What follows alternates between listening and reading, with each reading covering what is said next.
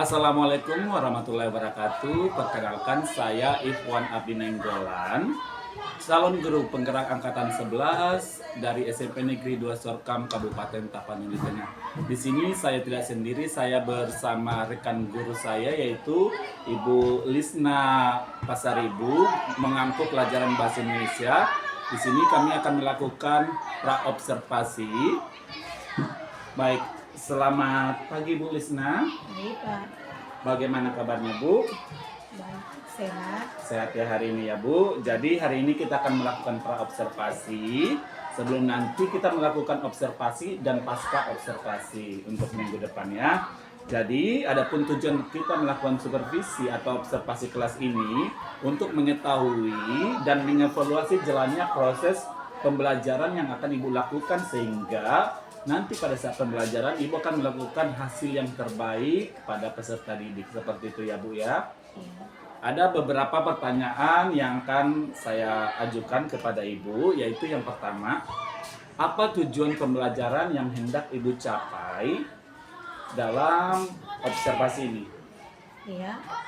Tujuan pembelajaran yang ingin saya capai, Ya, peserta didik mampu mengeksplorasi dan mengevaluasi informasi dari teks resensi buku fiksi yang disimak.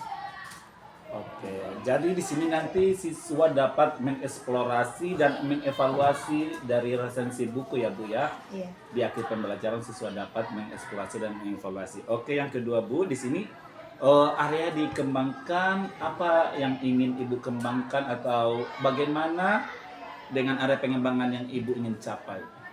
Ya, seperti menemukan informasi dalam resensi buku fiksi, Iya. menganalisis informasi dalam resensi buku fiksi, Mhm. serta memaknai informasi dalam resensi buku fiksi.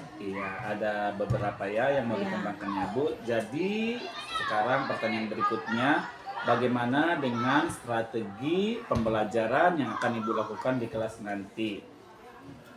Strategi pembelajarannya Bu. Ya, Mhm. rancangan pembelajaran yang akan saya lakukan di kelas adalah pertama saya akan menentukan tujuan pembelajaran Iya. yang jelas. Oke. Kemudian saya akan menentukan materi dengan sistematis dan Mhm. prioritaskan materi yang akan saya ajarkan. Iya.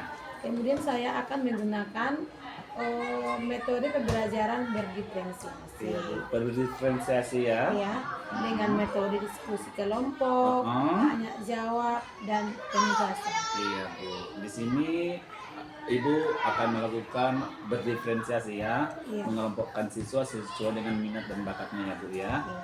Oke Bu. Jadi media pembelajaran yang Ibu pakai nanti dalam proses observasi, Ya, media pembelajaran yang saya akan gunakan di kelas Mhm. adalah media seperti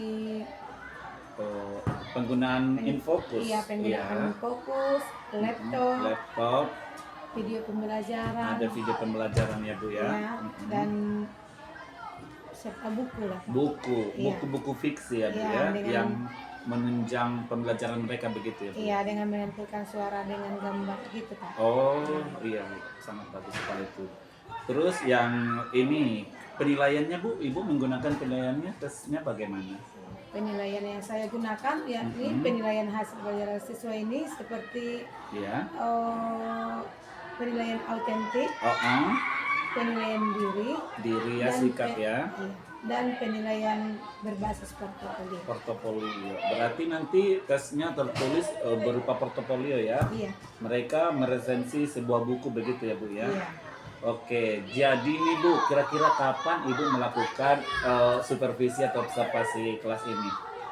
Saya akan melakukan observasi ini pada saat pembelajaran bahasa Indonesia, mungkin minggu Minggu depan ya Bu, hari Selasa pada Jam? jam pertama dan kedua. jam pertama. Jadi minggu depan kita akan melakukan observasi ya Bu. Saya akan mendampingi Ibu di jam pertama dan kedua hari Selasa minggu depan ya Bu. Iya. Saya akan ikut mendampingi Ibu melihat bagaimana alur pembelajaran yang Ibu lakukan dari awal sampai akhir begitu Bu. Iya.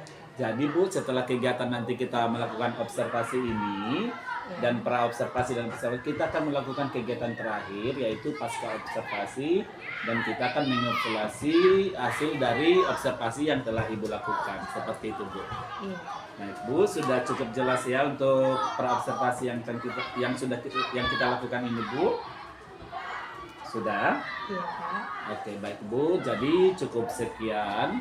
Dan terima kasih telah ikut berpartisipasi dalam melaksanakan pra-observasi dan observasi yang akan kita lakukan serta pasca observasi dan yang kita akan lakukan juga. Oke, terima kasih, Bu. Assalamualaikum warahmatullahi wabarakatuh.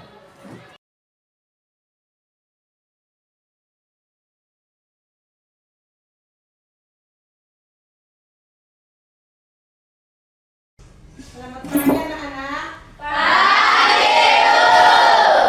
Nah, hari ini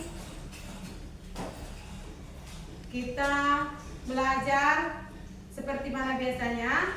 Sebelum memulai pelajaran, kita biasanya berdoa. Nah, sini silahkan. Sebelum memulai pelajaran kita, ada baiknya kita berdoa menurut agama dan kepercayaan kita masing-masing. Berdoa dimulai. Berdoa selesai. Ya, terima kasih. Selanjutnya Ibu mengecek dulu bagaimana kebersihan. Apakah lacinya masih ada sampah atau di bawah mejanya masih ada sampah? Tolong dulu periksa. Ada? Iya. Oke, berarti Aman, Bu. semua aman. Ya, Bu. Nah, sekarang Ibu tanya sama kalian. Kalian masih semangat? Semangat. Kita terlebih dahulu menyanyikan lagu kepada siapa? Maju, Sui. Semua berdiri.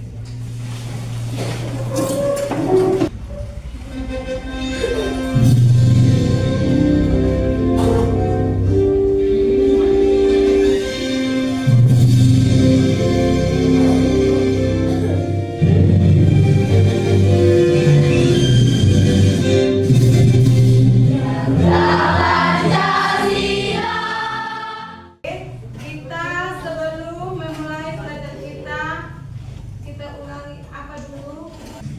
Ice breathing. Ya, kita lagi.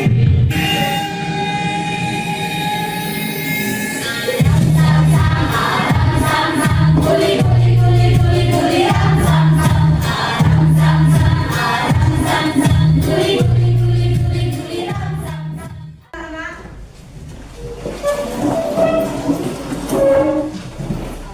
Oke, sekarang pelajaran kita mengenai pertanyaan, pernahkah kalian mendengarkan audio visual atau video yang disampaikan oleh guru atau secara langsung kamu simak? Seperti novel, drama, cerpen. Oke, jadi sekarang kita lihat di sini ada yang namanya novel. Novel itu adalah, siapa yang tahu? Nah, kalau novel itu adalah karya sastra fiksi panjang yang mengenakan prosa panjang yang menceritakan tentang seseorang. Nah, jadi di sini kita belajar mengenai novel ini. Tentunya kita membahas masalah tentang bagaimana kehidupan seseorang, tentang masalah watak, karakter, dan sifatnya. Jadi tentunya kita sebagai pelajar tentu pernah kamu mendengarkan atau membaca novel. Pernah kan? Oke, siapa yang tahu ciri-ciri novel? Tunjuk tangan. Apa? Novel memiliki alur cerita yang kompleks.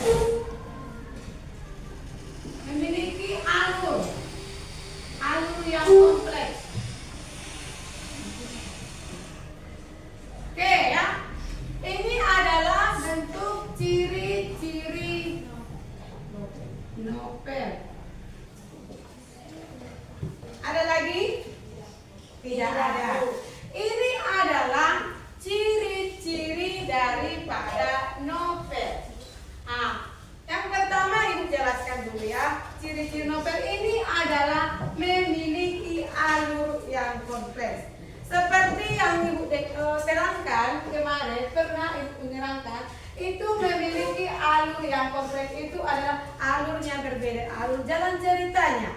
Bagaimana jalan cerita novel ini? Nah, tentunya kita ada alur yang maju, ada alur maju mundur, ada alur mundur. Jadi ini adalah bentuk alur, memiliki alur yang berbeda-beda. Nah, jadi setiap cerita novel itu pasti ceritanya berbeda, jalan ceritanya, berarti alurnya berarti berbeda kan? Nah, jadi paham anak-anak? Paham. Ya, yang kedua itu adalah kejadian atau peristiwa. Kejadian ini tentu ada masalah, kejadian, peristiwa.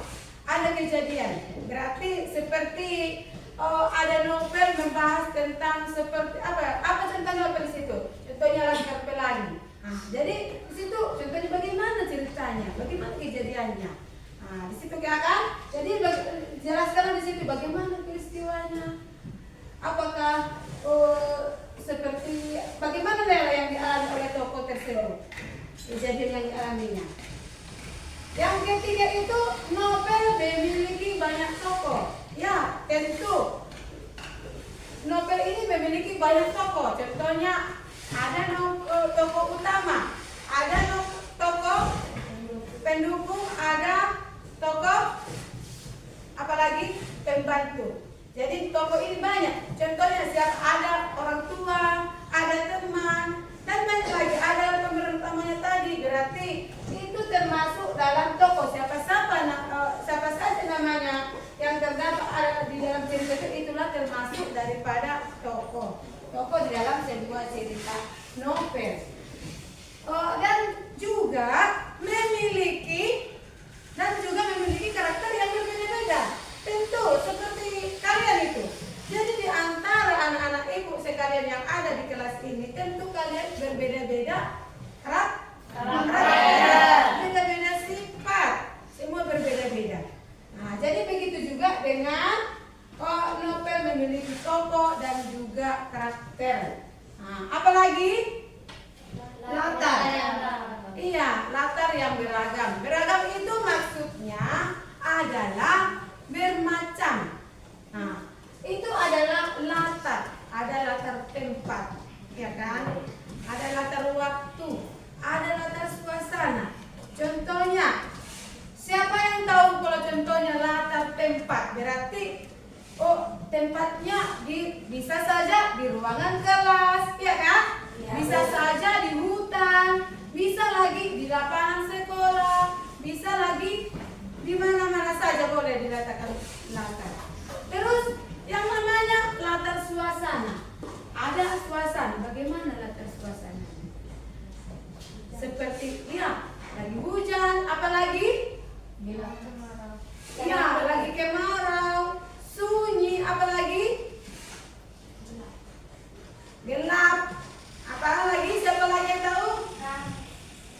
Ramai. Ada lagi sedih, ya kan? Suasana bagaimana? Suasana sedih. Contohnya lagi bahagia kamu, lagi apa itu? Suasana bahagia. Seperti itu. Nah, begitu juga dengan kalau di dalam novel itu juga kata-kata atau kalimatnya panjang. Makanya novel itu adalah cerita yang panjang, cerita fiksi, durasi. Makanya katakan durasinya panjang. Jalan ceritanya itu tidak cukup 5 menit. Sebenarnya kalau kita membaca novel berbeda dengan pelajaran seperti cerpen, ya kan? Namanya juga cerpen, berarti tentu lebih sedikit ceritanya. Nah, karena kita di sini kata-kata atau kalimatnya itu panjang, ya. Bagaimana deskripsi gambarannya? Bagaimana gambarannya? Jadi kita tahu itu setelah membaca novel. Oh, seperti ini jalan ceritanya. Begini, seperti ini. Oh, gambaran ceritanya, jalan ceritanya. Nah, ya kan? Ya, Bu. Ya. Jadi durasinya cukup lama. Itu tadi yang Ibu sampaikan. Berarti ceritanya panjang durasinya, berarti lama, kelamaan ceritanya seperti itu. Terus memiliki norma atau soal budaya, sosial agama, sosial, budaya. Tahu norma kan? Ya, Bu. Aturan-aturan seperti itu. Jadi dan satu lagi itu adalah menekankan peniruan. Bisa saja novel ini yang kita angkat dari cerita, iya, dari cerita hayalan, dari cerita seseorang atau kisah nyata yang pernah dialami oleh seseorang. Ya, contohnya contohnya kejadian, berarti atau pernah yang dialami. Itu bisa kita jadikan sebagai bahan cerita yang mau kita buat atau yang kita tulis dalam bentuk novel. Nah, itu ya. Selanjutnya itu ada yang bertanya? Sudah paham anak-anak? Oke ya. Itu adalah ciri-ciri daripada novel. Ciri-ciri novel. Jadi selanjutnya kita bahas masalah apa tujuannya kita pelajari itu dan apa manfaat novel itu.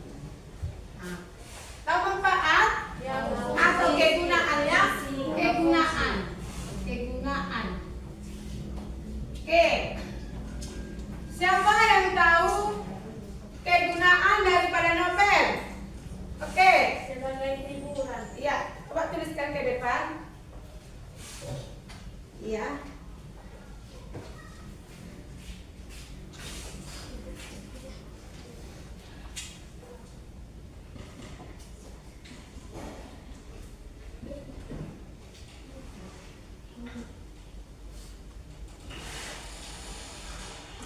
Oke. Sebagai hiburan. Berarti kegunaan novel ini ada yang sebagai hiburan. Ada sebagai hiburan. Apalagi? Siapa lagi? Bukunya mana kalian? Bukunya mana?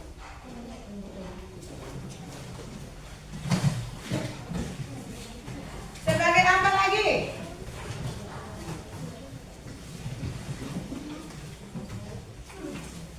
Sebagai apa lagi?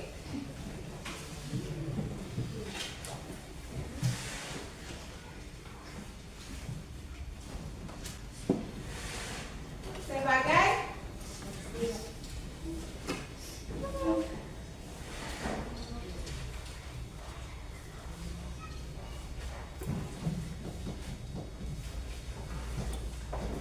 satu tadi sebagai hiburan.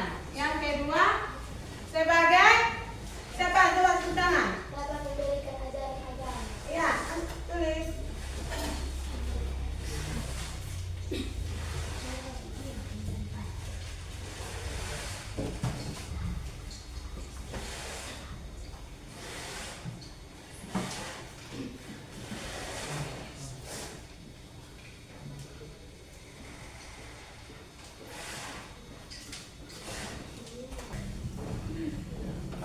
Selanjutnya anak-anak kami masih ada yang ingin bercerita ke depan tentang novel. Oke, silakan Dinda maju ke depan.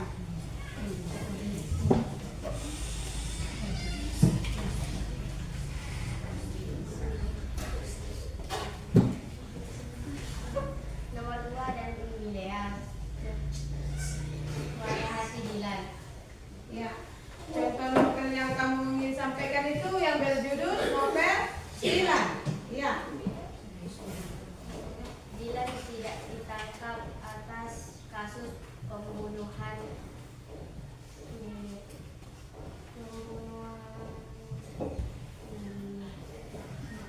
Oke. Latar belakang cerita Dilan adalah Dilan yang meramalkan Milia yang berkenalan dengan Ake. ya. Tepuk tangan ke anak teman kita. Ya. Oke,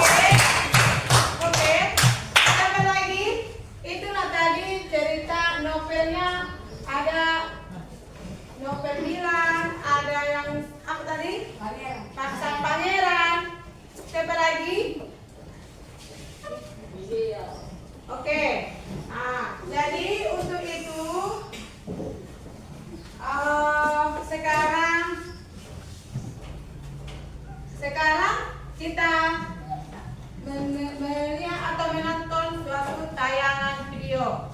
Ya, tunggu.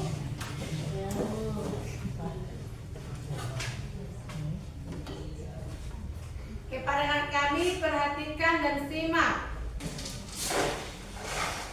Assalamualaikum warahmatullahi wabarakatuh. Ya. Halo, Perhatikan. aku yang akan Perhatikan, simak video. hal yang aku dapatkan dari buku-buku yang aku baca. Nah, kalau biasanya aku membahas tentang serial Bumi di video-video sebelumnya, kali ini aku akan membahas buku yang berbeda meskipun masih dari Terelie. Buku yang akan aku bahas kali ini adalah trilogi aksi dari Terelie. Sebanyak pengetahuanku, trilogi aksi dari Terelie itu ada dua jenis. Trilogi yang pertama itu terdiri dari Negeri Para Berdebah, Negeri di Ujung Tanduk, dan Berdebah di Ujung Tanduk. Kemudian trilogi aksi yang kedua dari Terelie itu ada novel Pulang Pergi dan Pulang Pergi. Nah, yang akan kita bahas hari ini adalah trilogi yang kedua tadi, yaitu novel Pulang Pergi dan Pulang Pergi. Dan mari kita mulai dari novel Pulang. Seperti yang aku bilang tadi, novel Pulang ini adalah buku pertama dari trilogi serial aksi by Terelie. Nah, novel ini menceritakan tentang seorang anak laki-laki keturunan penjagal paling masyhur kala itu. Nah, anak laki-laki ini biasa dipanggil bujang atau sebagai hutan. Kenapa dipanggil sebagai hutan? Nah, teman-teman bisa baca alasannya di novelnya langsung ya. Karena hari ini aku akan menceritakan inti konfliknya saja gitu. Kakek bujang yang merupakan penjaga paling masyhur kala itu mendapat julukan si mata merah. Nah, si mata merah ini memiliki anak laki-laki bernama Saman. Tapi meskipun Saman menyadari bahwa orang tuanya ini adalah... Tadi kita sudah menayangkan video. Sekarang kita adalah membentuk kelompok dengan kelompok masing-masing. Kelompok satu di sini, kedua, ketiga, keempat, dan kelima. Ya, sekarang buat kelompok masing-masing.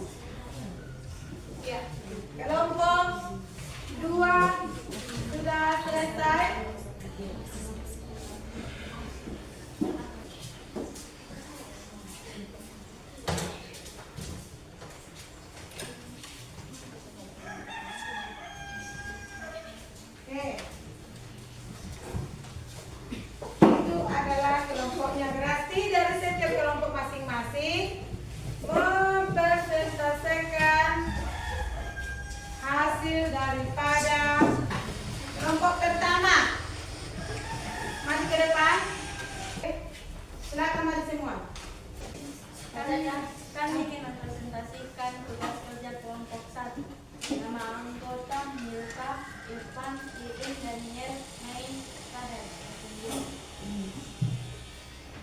Satu, apa maksud judul novel Pulang?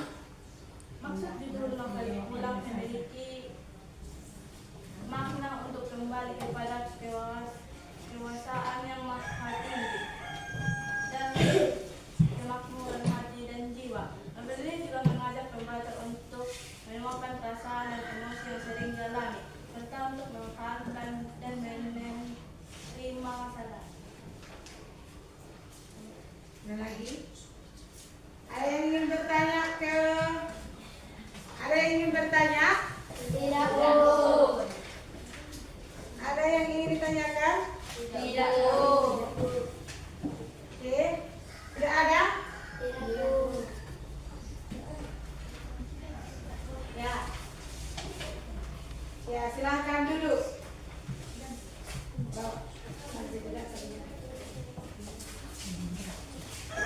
Ya, tepuk tangan kepada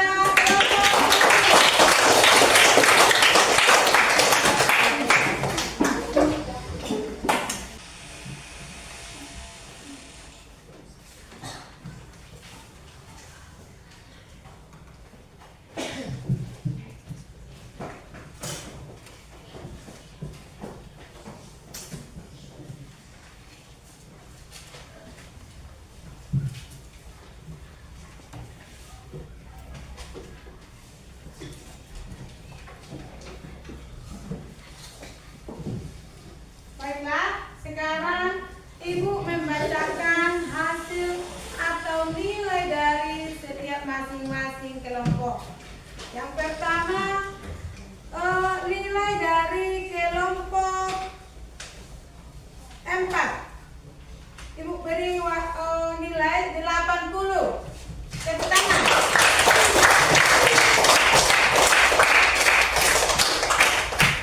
Yang kedua, ya, mana tadi dari kelompok 4?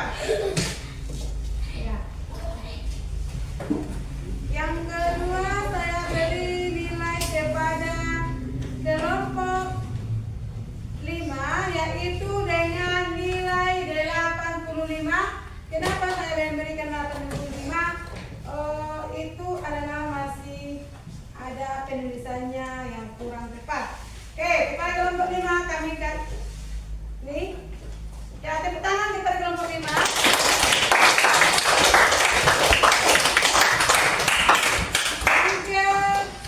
Selanjutnya adalah tugas kelompok 2. Ibu beri nilai 86. Oke. Ya. Yang kedua. Selanjutnya kelompok 1 Ibu beri nilai 90. Oke. Selanjutnya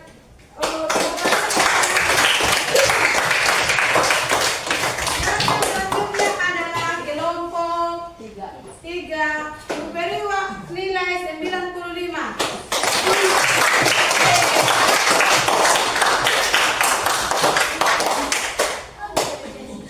Oke, tadi kita sudah mendengarkan yang namanya video pulang. Video pulang itu adalah membahas tentang novel pulang. Jadi kita harus memberikan yang namanya harus percaya dengan takdir, ya. Jadi selanjutnya adalah kesimpulan. Siapa yang bisa membacakan, menyampaikan kesimpulan? Ya, kepada anak kami Tria supaya berdiri dan menyampaikan kesimpulan. Kesimpulan, banyak pelajaran hidup yang bisa diambil dari novel pulang, yaitu kita harus berdamai dengan masa lalu. Walau untuk itu harus memeluk ada peluang kebencian dan rasa sakit. Tepuk tangan kepada Tria itu. Percaya dengan masa lalu, ya. Jadi ada lagi. Jadi terakhir kita belajar masalah siapa refleksi. Jadi siapa yang bisa pembelajaran kita pada hari ini. Oke, ya kepada anak kami Sui supaya menyampaikan refleksinya. Dengan masa lalu berdamai, bahwa letak harus berdamai dengan masa lalu. Waktu harus mengeluh luka, kebencian, dan rasa sakit. Iya.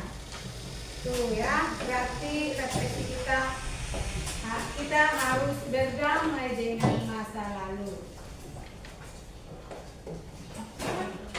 Jadi untuk itu, karena pelajaran kita sudah selesai dan ada baiknya kalau kita sudah selesai belajar, bukunya semua ditutup.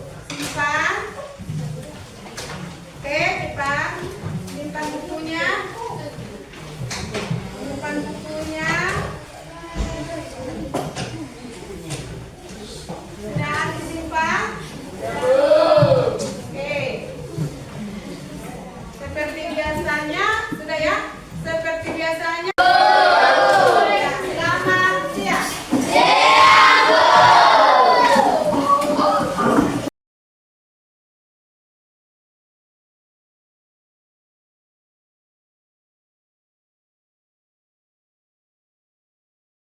Assalamualaikum warahmatullahi wabarakatuh. Nama saya Ikhwan Abdi Nenggolan. Saya calon guru penggerak angkatan 11 dari Kabupaten Tapanuli Tengah. Saya mengajar di SMP Negeri 2 Sorkam.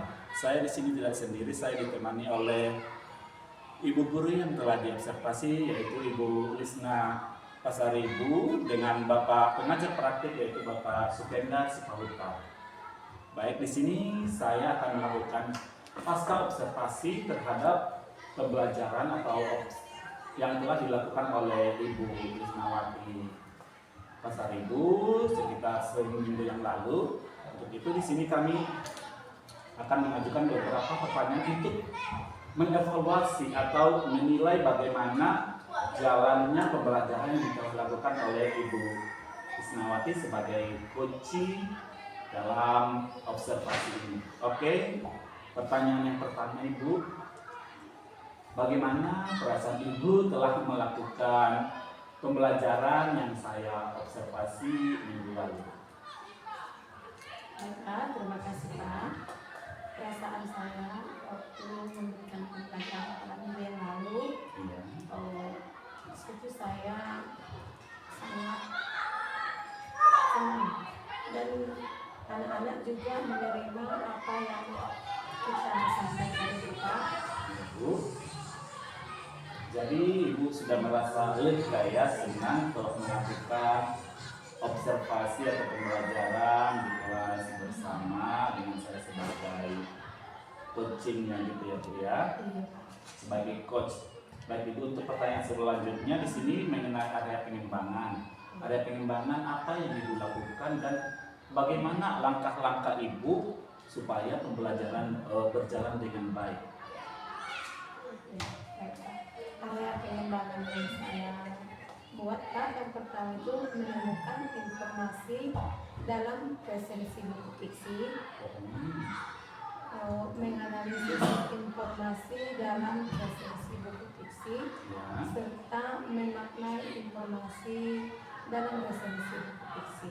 Baik Ibu, di sini Ibu ada area pengembangannya mengenai apa ya, resensi buku ya. Di sini Ibu berarti sudah menjalankan pengembangan mengenai pengetahuan atau keterampilan yang ada dalam pembelajaran itu. Baik Ibu, untuk langkah-langkahnya Bu, langkah-langkah pembelajaran Ibu lakukan dari awal sampai akhir, Langkah-langkahnya Pak seperti dari awal misalnya apa yang dilakukan biar pembelajaran berjalan dengan baik. memberikan media, Ya.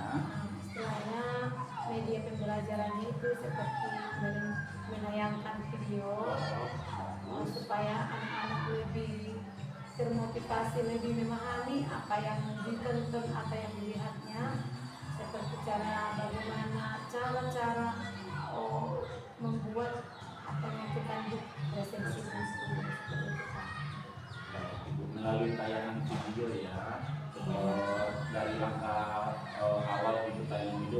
mereka nanti melanjutkan tugasnya seperti itu Bu.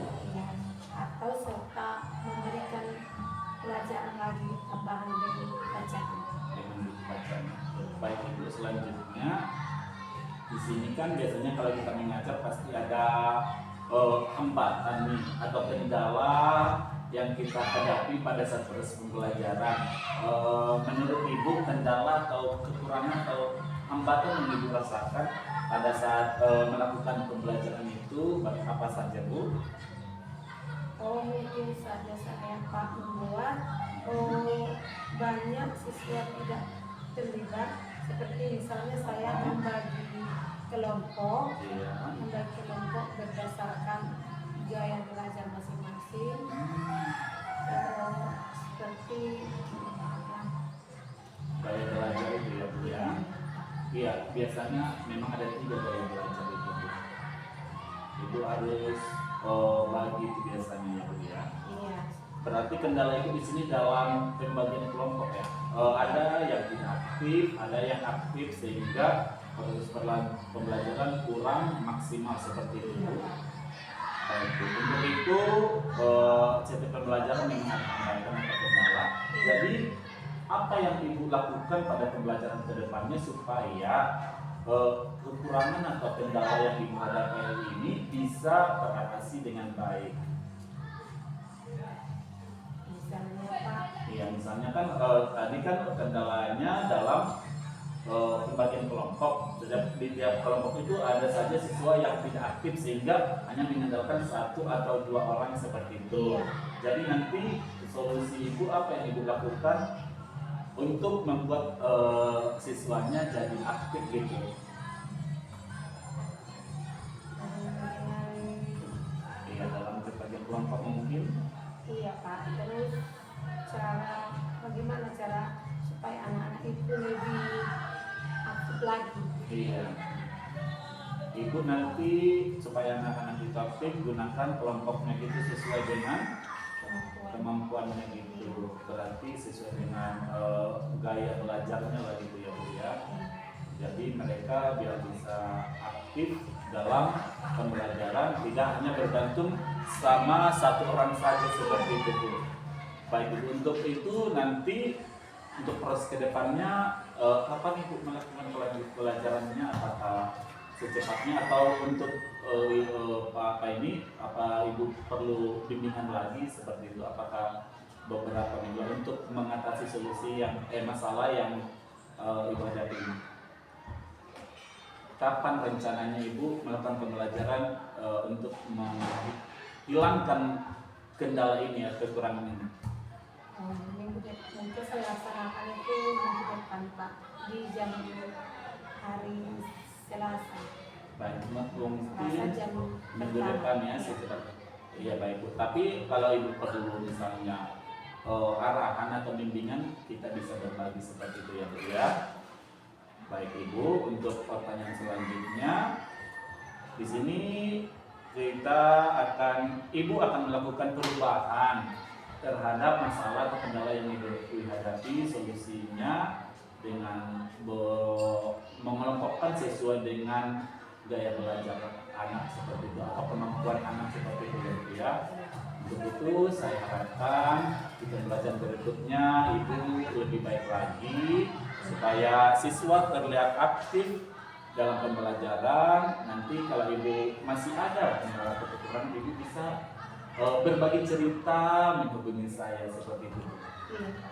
Baik Ibu, setelah kita melakukan pembicaraan dari pasca observasi ini, bagaimana perasaan Ibu selanjutnya? Perasaan saya Pak merasa lega Lega ya. karena bisa saya mendapatkan lebih banyak lagi pelajaran dari Bapak. Baik Bu, kita sama-sama ya, kita hanya berbagi seperti itu baru. Baik, itu saja yang bisa kami lakukan dari kegiatan pasca observasi ini. Terima kasih. Assalamualaikum warahmatullahi wabarakatuh.